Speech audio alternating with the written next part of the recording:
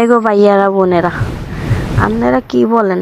শুটকি তরকারি খালি সিলেটের রান্না করতে পারে, আমরা শহরে রান্না করতে পারি না নাকি?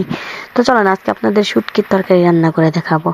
তো শুটকির তরকারি রান্না করার জন্য আমাদের যে যে উপাদানগুলো প্রয়োজন সেটা হচ্ছে যে পেঁয়াজ কুচি। তো পেঁয়াজ কুচিটাকে আমি তেলের মধ্যে ছেড়ে দিয়ে হালকা সিদ্ধ করে তার মধ্যে আদা রসুন বাটা দিয়ে দিছি। তা একটু নেড়ে চেড়ে আদা রসুন বাটাটাকে ভাজা ভাজা করে তার মধ্যে দিয়ে দিলাম হলুদের ফাঁকি। আরেকটা কথা, আপনারা বলতে পারেন মরিচের ফাঁকি কোথায়? কারণ আমি মরিচের ফাঁকি খাই না, মরিচ ব্লেন্ডার করে খাই। তো এর মধ্যে দিয়ে দিয়েছি একটু মরিচ বাটা, তাও ভালো করে নেড়ে চেড়ে ওর মধ্যে দিয়ে দিব ইলিশের শুটকি, মানে নোনা ইলিশের শুটকি।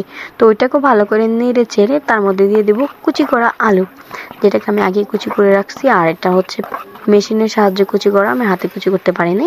তো ভালো করে নেড়ে চেড়ে তাকেও একটু সামান্য পরিমাণ পানি দিয়ে দিলাম, কারণ আমার ওই কড়াইয়ের নিচে লেগে যাইতেছিল, মানে পুড়ে যাইতেছিল।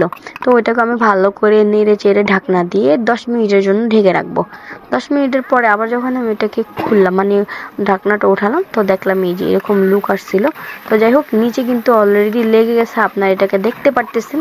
তো যাই হোক, কি আর করা, আমি ভালো করে নেড়ে চেড়ে ভালো করে ওই যে পোড়াগুলা সেটাকে উঠাই দিছি। আপনারা ভাবতেছেন হ্যাঁ রে পোড়া খাবে কেমনে, অত পুড়ে নাই রে ভাই, হালকা পুড়ছে।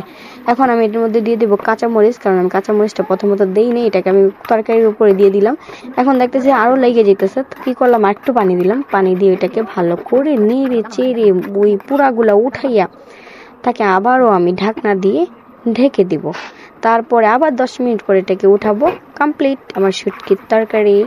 এখন এটাকে প্লেটে বা বাটিতে বাড়ার পালা। তো যাই হোক, বার আগে দেখতেছি এটাও লেগে গেছে। ভালো করে আবার ওইটাকে ঘষলাম, কারণ আমি আমার চুলার হিট দিয়েছিলাম 2200-র ভিতরে দিয়ে রাখছিলাম। তো এই যে দেখেন কি সুন্দর হয়েছে। এটা হচ্ছে আমার শুটকির তরকারি। ধুমার জন্য কালারটাও সুন্দর লাগতেছিল না, অনেক সুস্বাদু হয়েছে, অনেক মজা হয়েছে। তো আমরা সিলেটি না গো ভাই, আমরা ডাকাইয়ারও খাইতে পারে শুটকির তরকারি। আরেকবার যে খাবে সে সবসময় মনে রাখবে।